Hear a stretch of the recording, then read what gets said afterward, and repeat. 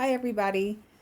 For week 13's clinical conference, I saw a patient, ZE, who is a 20-year-old female with a pertinent history of depression and anxiety.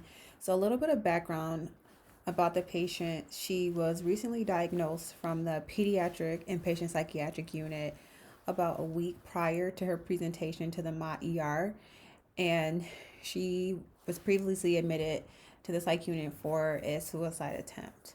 This time, when she came into the ER, she came in with some dissociation symptoms that she says has gotten worse since yesterday. And she describes the symptoms as she's been having them her entire life, and she just feels like reality is not real. She's had this worsening dissociation starting from the time that she woke up yesterday. And in order to help alleviate these symptoms, she took her prescribed propranolol, which didn't improve the symptoms.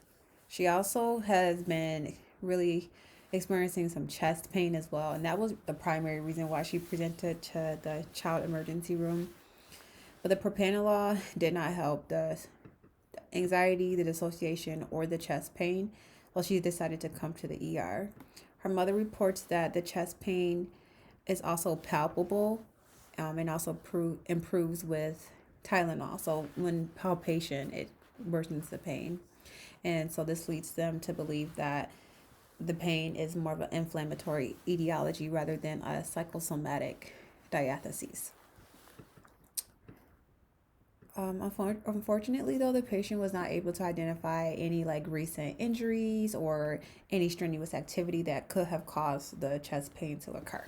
So, on assessment, when we went down to the emergency room, she was noted to be very lethargic and difficult to stay awake. She was arousable to tactile stimulation and from calling up her name. However, after we started talking to her, she resumed to fall asleep intermittently throughout our interview. Her mom does report that this is not usual for the patient's baseline, but she does believe that being in the hospital could have contributed to her excessive sleepiness. They've been waiting in the psychiatric or in the child emergency room for about a day, so it's been a quite some time since she's been here in the hospital. The patient was able to answer the questions correctly. Her speech was coherent, and she rates her anxiety as a 6 out of 10, and also her depression as a 6 out of 10. She denies any active or passive suicidal ideations.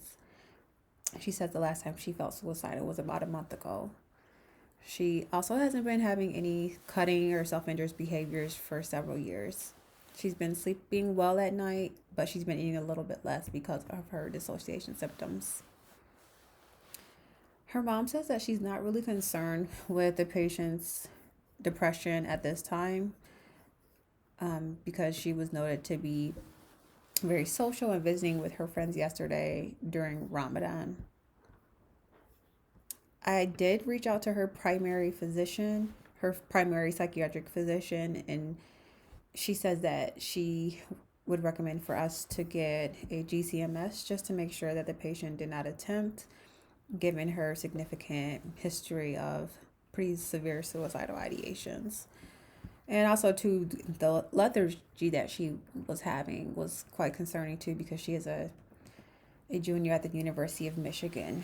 One of the stressors, though, that has made possibly the dissociation worse is that she's a junior at Michigan, and also she's had to miss 5 days of school.